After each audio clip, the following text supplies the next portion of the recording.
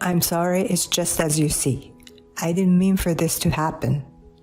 Is this true? I asked my sister. Then what? This isn't the right time for that. Lily, you have to put really first. When I noticed, I was raising my hand to both of them. I've never been so heartless. I never wanted to experience anything like this in my life. But because of my stupid husband and sister, I was left with a memory I will never forget. They will never be allowed to see the light of day. I had promised to pick up my niece, Lily, from preschool that day. My sister had forced me to do it again. Please pick up Lily tomorrow too. Hey, why are you always so urgent? You're stay-at-home wife. You have plenty of time. That's not the point. I can hear my niece coughing on the other end of the line. Is Lily sick? No, she's fine. She was coughing just now. She's fine. Anyway, do me a favor. Just keep her for a while. For how long? A week? What? I'm going abroad. What do you think you're doing? I can't. Oh, well, then I'm leaving Lily at the preschool. Well, if no one's coming to pick her up, she'll stay there. You're a real pain in the ass, you know that. I reluctantly agreed, thinking of my niece. Then I get a call from the preschool much earlier than I was supposed to pick her up. They said they had called me, who was their emergency contact, because they couldn't reach my sister no matter how many times they tried. The doctor told me that my niece, who had a slight fever that day, had lost consciousness and was rushed to the hospital by ambulance. Got the call and rushed to the hospital, but it was too late.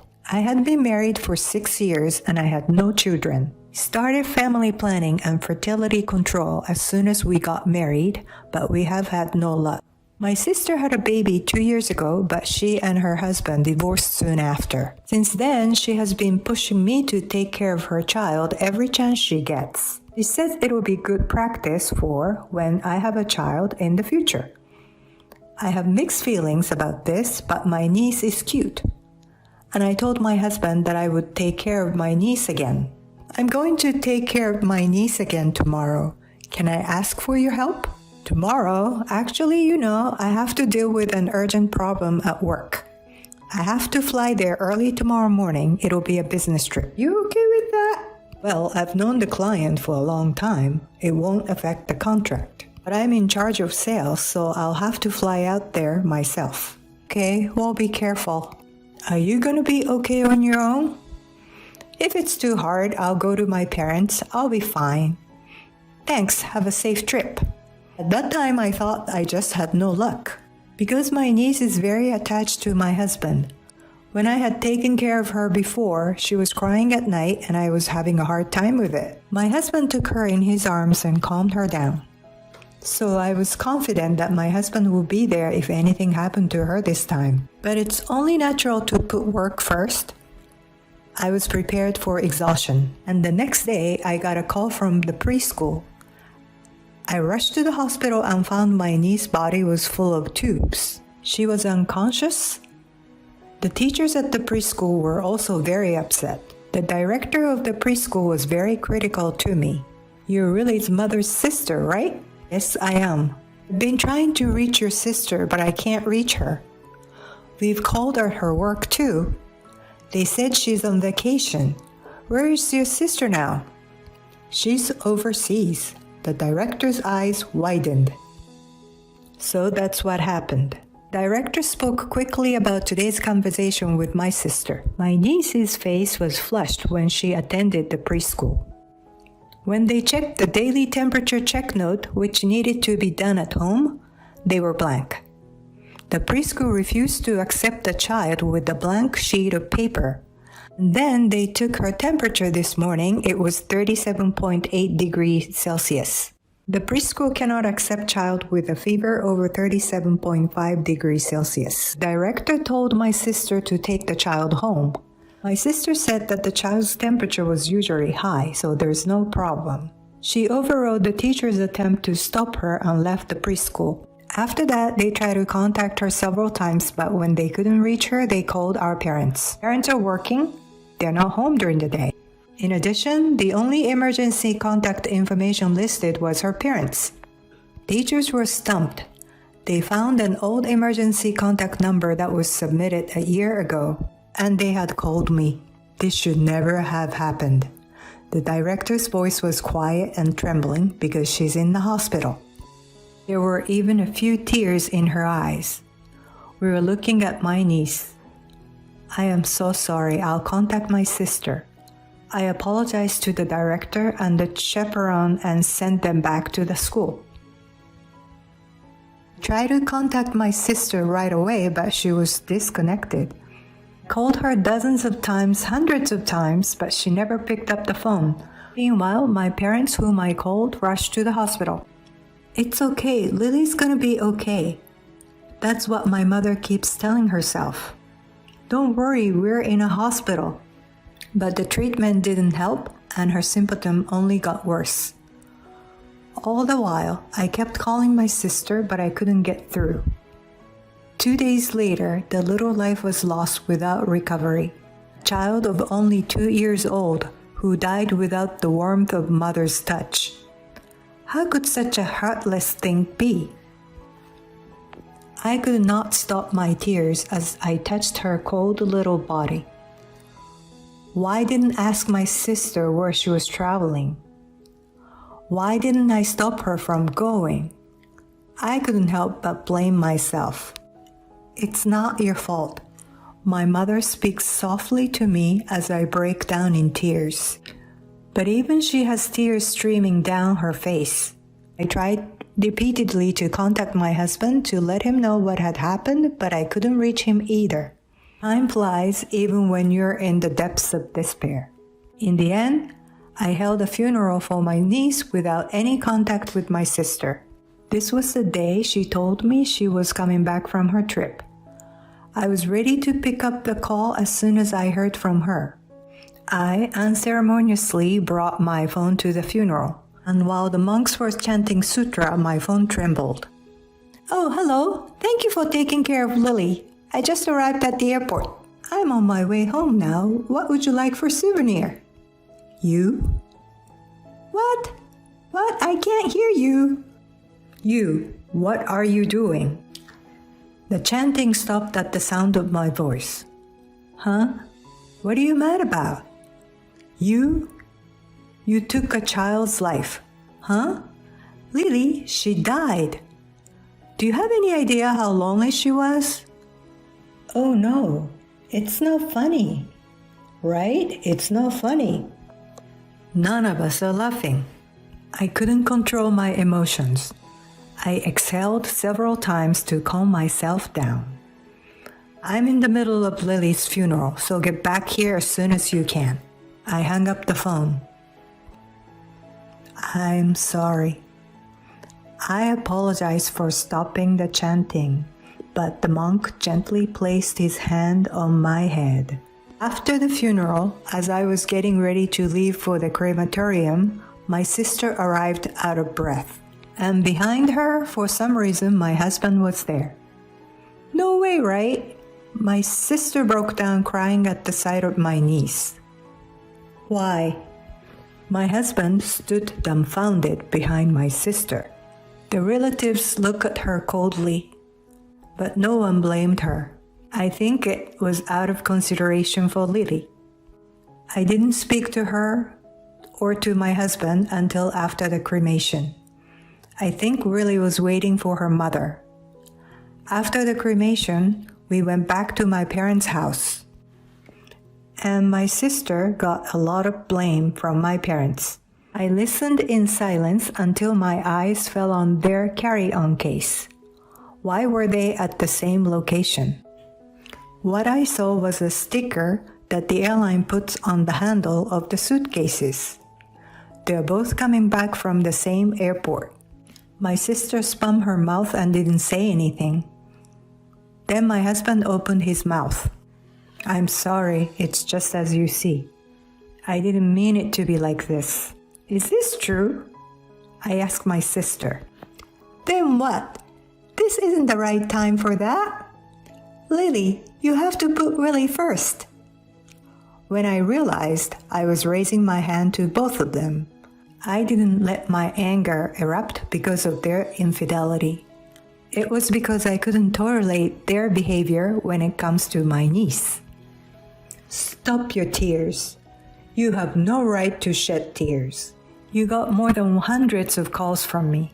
Why is it so hard to think that something could have happened to your own child at that point?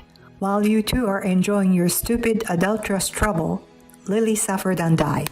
You'll be never forgiven for your sin. You should all just die a slow, agonizing death. I'm sorry. You think this is your penance to Lily? You think you're being honest right now, but you're just as guilty. You ignored my call too. You left my niece to die, and you're responsible for it too. Go to hell. My parents didn't stop me. Don't you dare to show your face again. You're not my daughter anymore. I cannot forgive you. Get out of here. Why? Why am I the only one to be blamed? I don't consider you my family anyway. My sister left without my niece's remains. We'll discuss our divorce at a later date. He nodded in silence. He must have been racked with guilt. He gave me everything of our shared asset, and the alimony was paid in full. We divorced after that. You think this is atonement for your sins? You are full. You never get rid of your sins. And my sister and my husband will serve prison time. The director accused them of child abuse. My sister argued her case with a court-appointed attorney, but no one was on her side. My parents and I were put in court, but we told only the truth. As a result, my sister received a 5-year sentence. My husband's case was quickly settled. He knew that my niece had been left in preschool with a slight fever, and he got 2 years in prison. 5 years and 2 years? How can a person's life be compensated with only 7 years? I feel so empty. These two will never be allowed to see the light of day. 6 years has passed since then. I remarried and gave birth to my child. I will never forget my niece, but it's my child who has healed my wounds. I want to be a mother who is always there for my child. They say sin never goes away, so they will carry it with them for the rest of their lives. They deserve it? No, it's still not enough. Human life is precious. My name is Kate, and I'm 30 years old. I met my husband Justin as a business partner, had dinner with him several times, and we developed a relationship and got married. 3 years ago, our son was born, and we had a reasonably happy family. But there was one problem. It's bullying by people in my parents-in-law's house. Every time I visit my parents-in-law's house, they launch a relentless attack on me.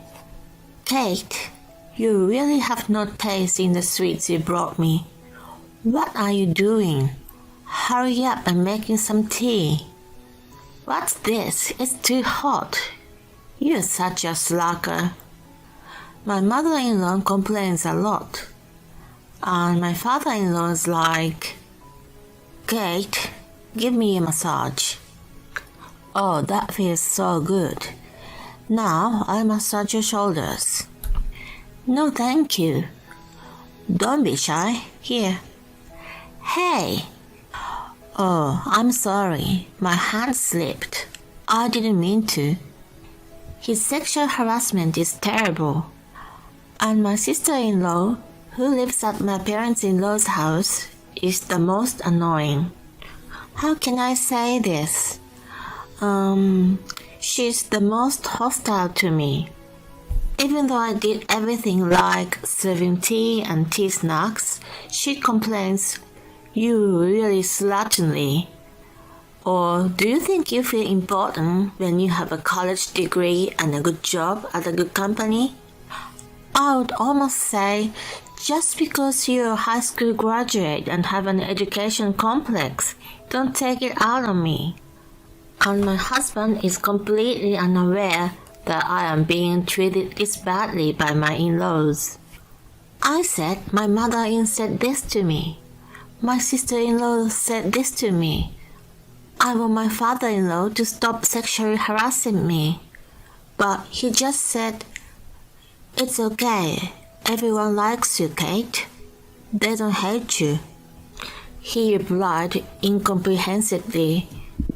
After our son was born, it got even worse. They came to our house every weekend. Maybe that was because they lived only a 10-minute drive away, but they really came too often. Every time they came, my mother-in-law would say, "Kate, make something for lunch."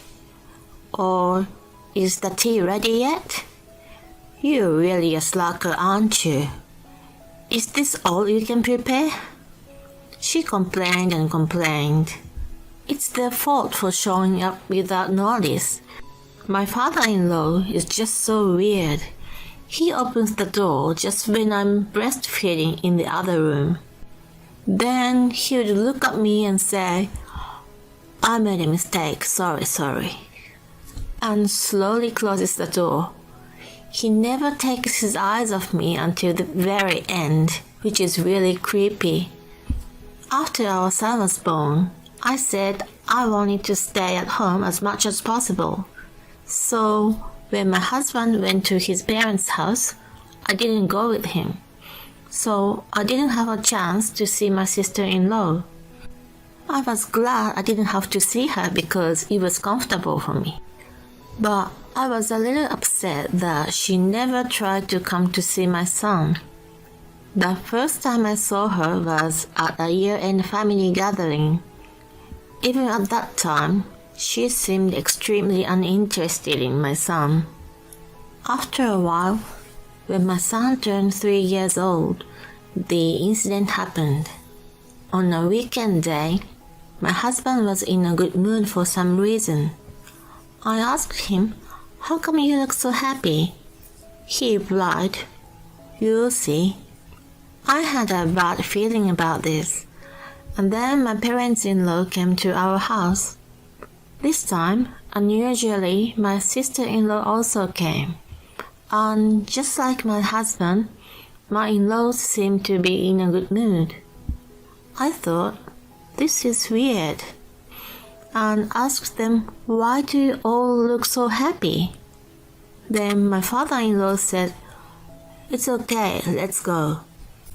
Then he rushed me saying, "Hurry up and come with me."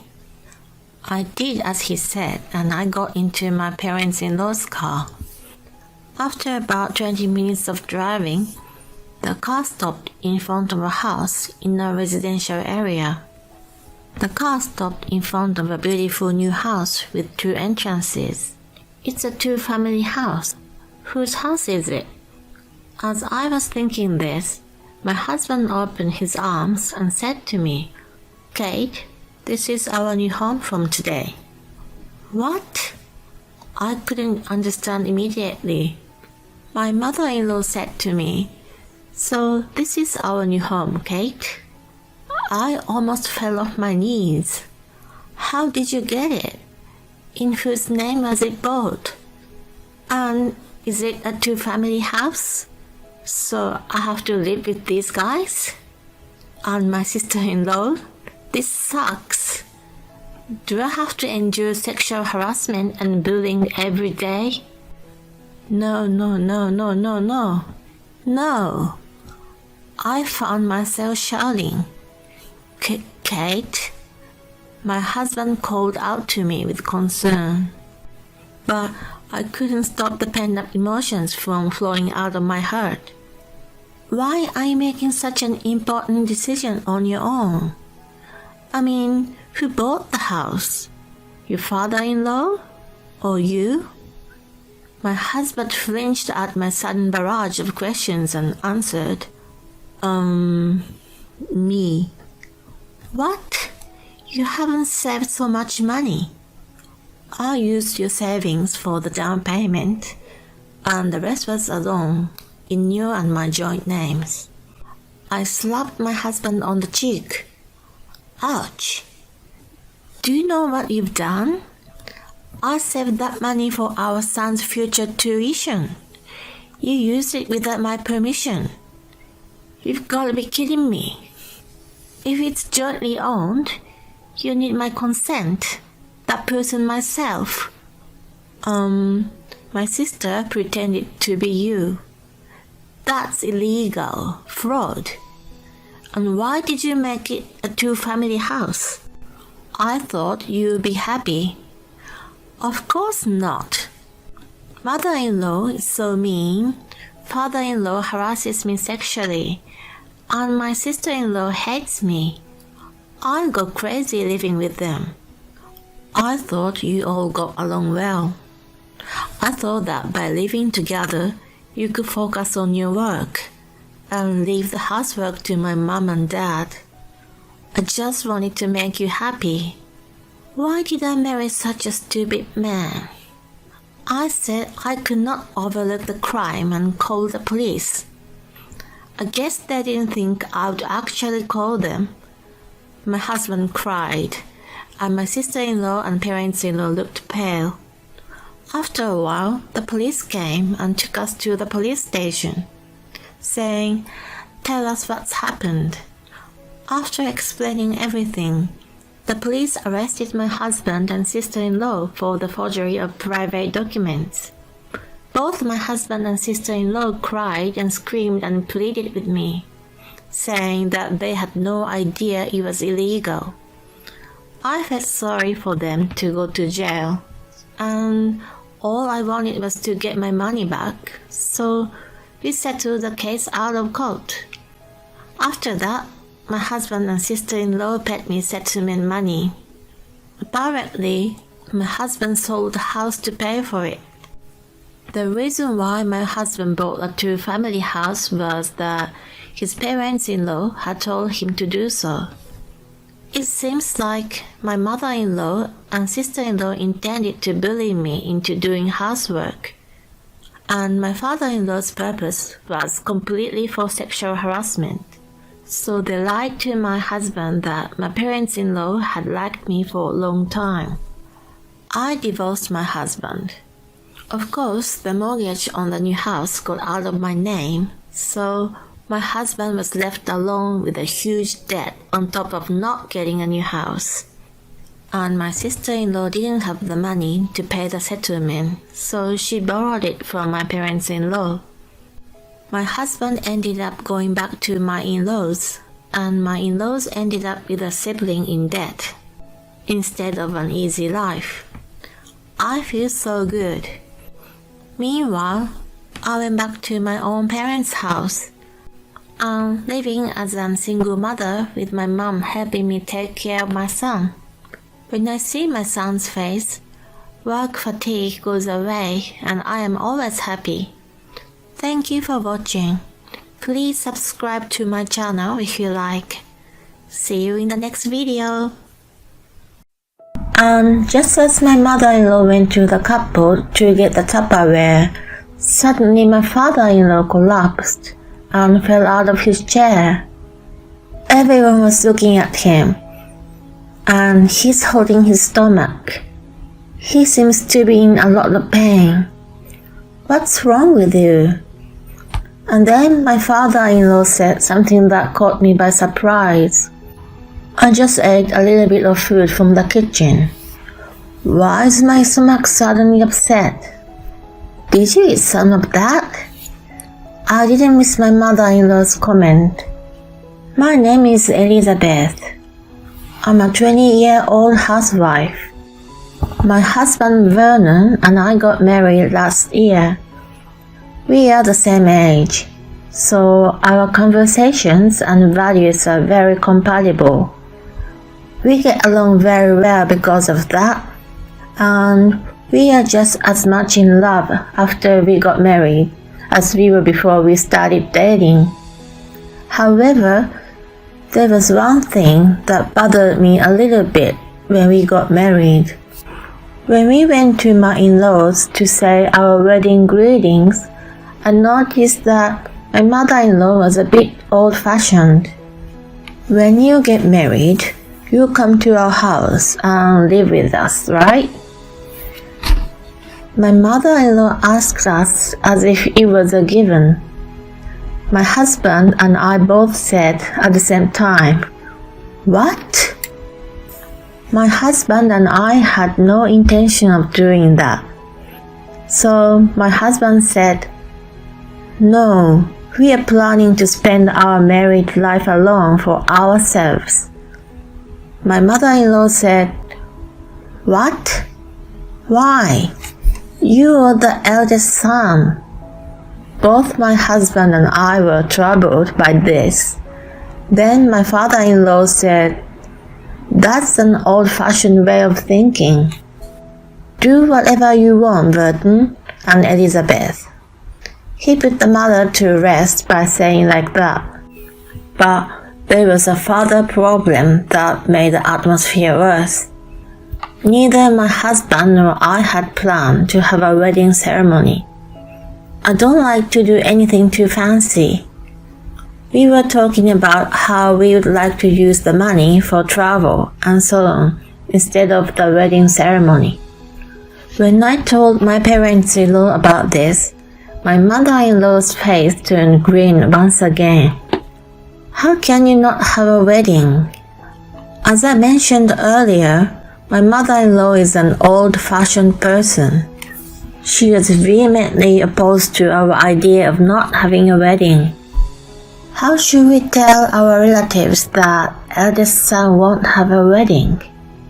My mother-in-law thinks the eldest son is the most important, so she doesn't approve of any ideas that don't conform to her beliefs. But again, my father-in-law helped me out. None of the relatives care about the wedding. They just think it's a great opportunity to have a nice meal. After a while, they'll forget they didn't have a wedding. So, if you guys decide not to have a wedding, that's fine. My father-in-law was very kind and respected our opinion. It saved us from being forced to adopt my mother-in-law's old ideas. Well, my mother-in-law was not happy about it. So, we got married without a wedding and started living together on our own. I became a housewife to support my husband. I feel very happy doing housework and making lunch and dinner for my husband every day. I think it'll be even more fun when we have children someday. Then, about 2 months after our marriage, my parents-in-law asked my husband if we would like to visit them. Both my husband and I had some disagreements with my mother-in-law, so we were a little worried. But we hadn't visited my parents-in-law's house since we got married, so we thought we should visit them. I was bracing myself for my mother-in-law's attempts to bully me, but surprisingly, she didn't do anything mean. On the contrary, she was very kind. If you have any questions about being a housewife, you can always ask me. I have all kinds of recipes and I'll teach you everything I know. My mother-in-law loves to cook and she often invites neighbors over. She says that her home parties are very popular and that she hosts them regularly. In fact, I had a home-cooked meal prepared by my mother-in-law on this day, and it was very delicious. Not only my father-in-law, but also my mother-in-law is very kind, and I felt that I didn't need to worry about the anxiety I felt. My husband felt the same way. He felt that it'll be no problem to visit his parents once in a while.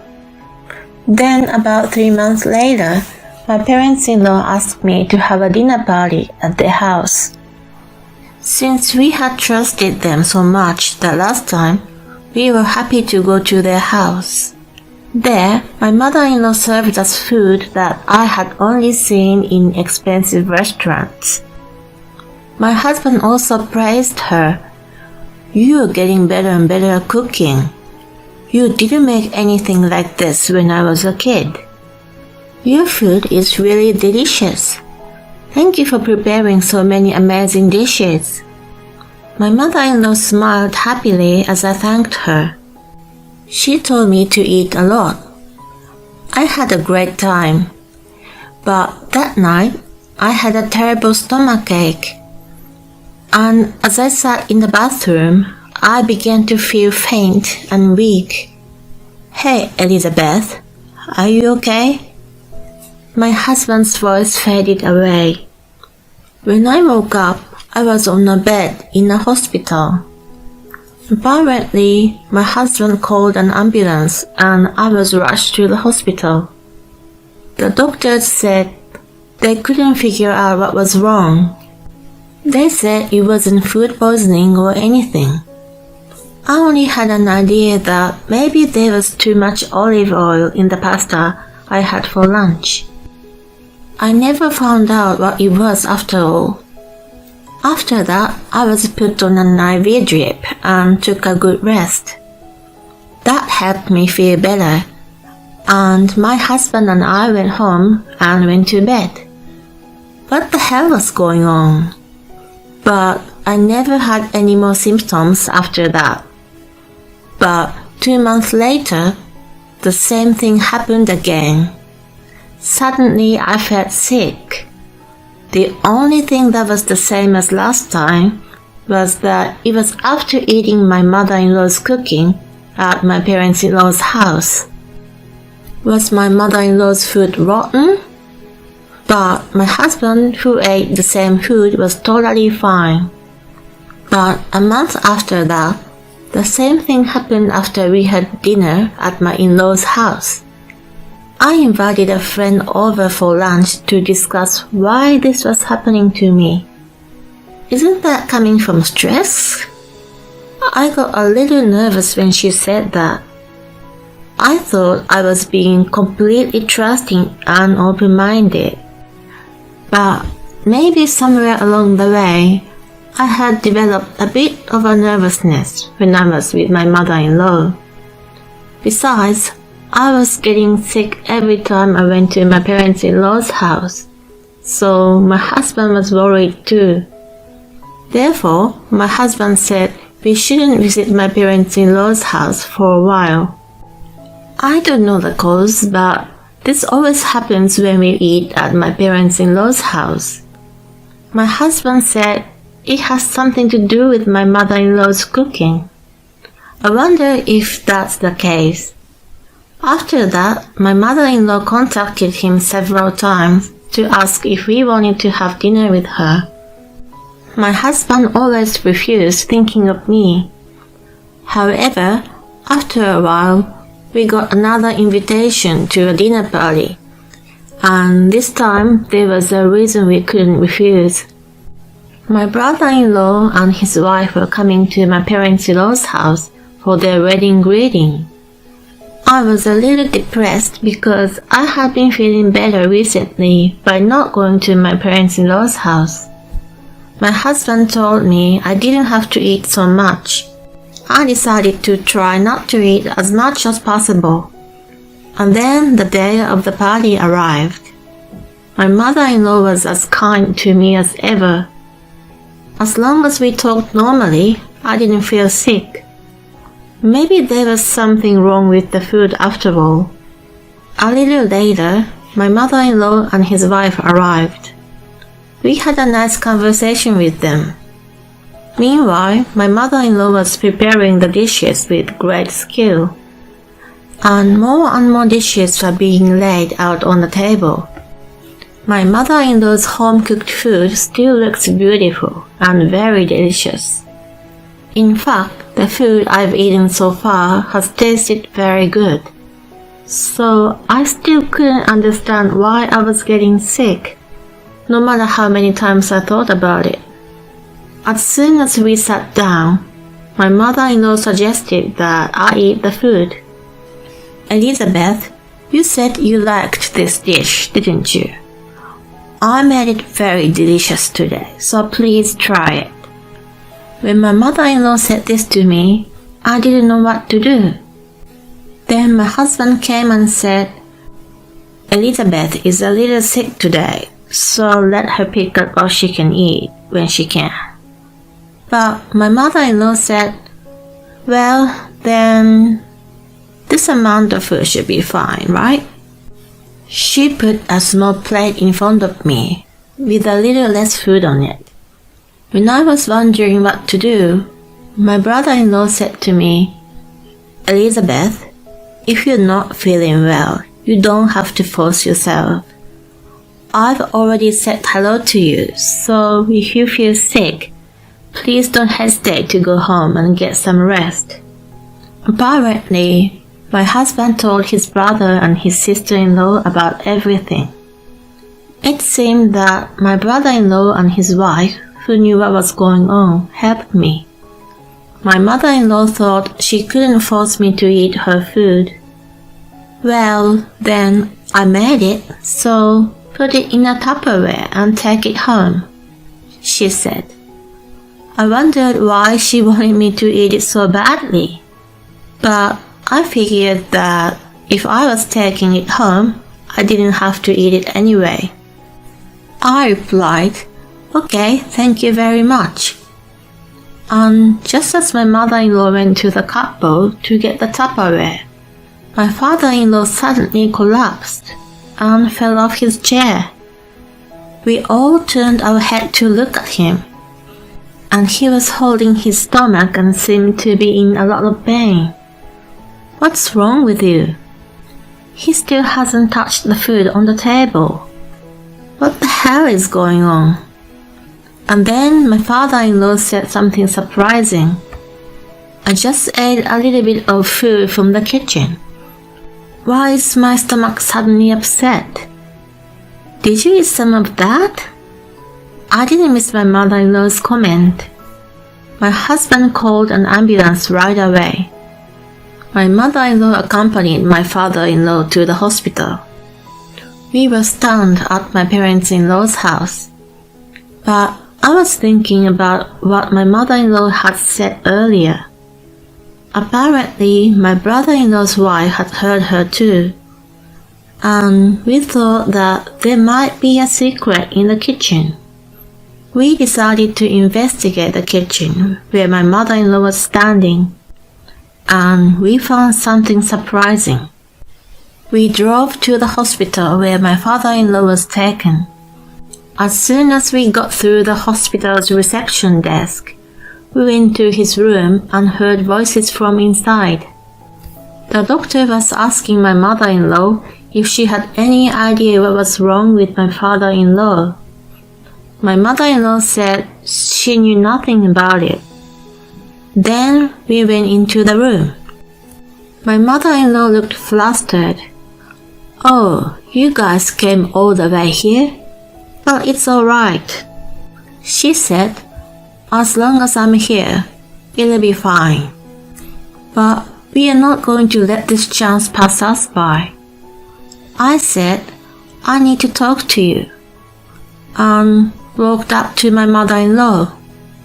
My husband, my brother-in-law, and his wife followed me. What the hell is wrong with you guys? My father-in-law's condition seems to be stabilized a bit, and his complexion was normal, but they didn't know the cause yet. Apparently, he was conscious for a while after arriving at the hospital. After going to the bathroom several times, he became dehydrated and completely lost consciousness. I looked my mother-in-law straight in the eye, took something out of my bag, and showed it to her. When my mother-in-law saw it, she got upset. Do you recognize this? Well, what is it? She was trying to play ignorance. This is a laxative. I don't know why there was a lot of powdered laxatives in the kitchen. My mother-in-law became silent. Then the doctor said, I see that he had these symptoms because he ingested a lot of laxatives. We'll run some tests later. By the way, if laxatives are detected, I'll have to ask him when he ingested laxatives. If he doesn't have any idea when he ingested the laxative, it means that he was intentionally given it by someone else. It would be an injury charge. When the doctor said that, my mother-in-law suddenly panicked. No, it's not like that. I didn't try to make him eat that food. It was negligence. My husband reacted to my mother-in-law's words. Then, who were you trying to feed that? Well, it's not. My mother-in-law climbed up. You're not going to tell us, so we'll have to call the police and have them check it out. When my husband said that, my mother-in-law said, Okay, I got it. And she confessed us everything. It was all for Elizabeth. I was going to punish her by feeding her a laxative meal. What do you mean, punish me? What did I do to you? Because my son married you. He's become a bad son. You didn't live with us and you didn't have a wedding.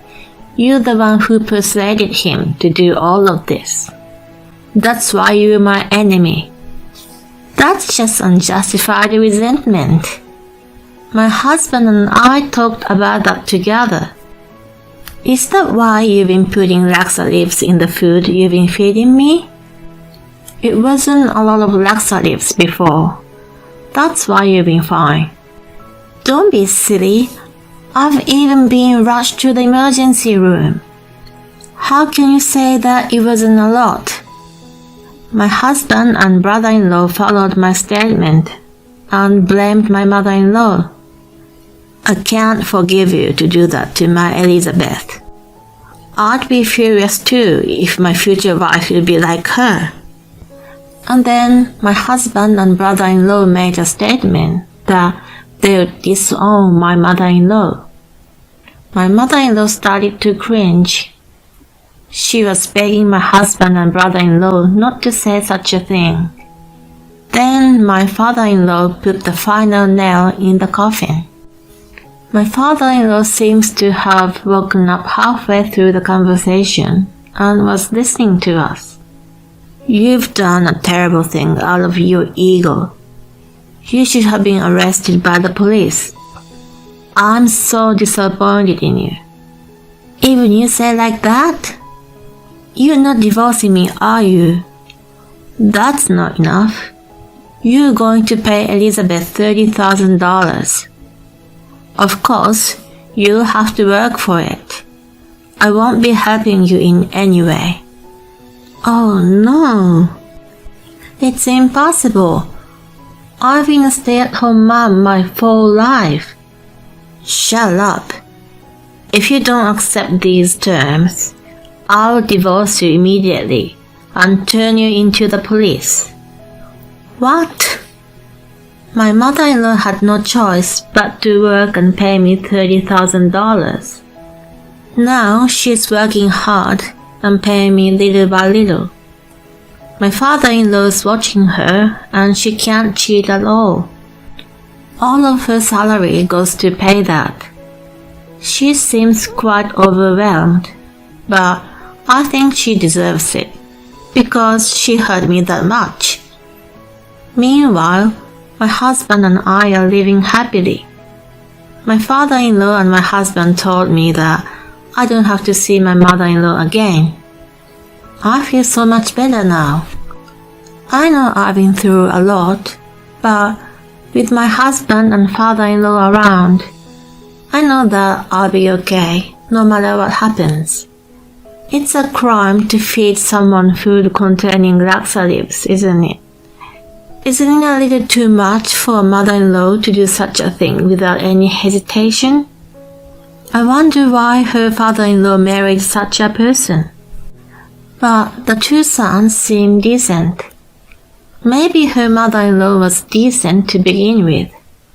Well, I don't know the truth, but the punishment for the mother-in-law is appropriate. I hope that she will work hard and pay $30,000 to Elizabeth. And I hope Elizabeth and her husband will live happily ever after.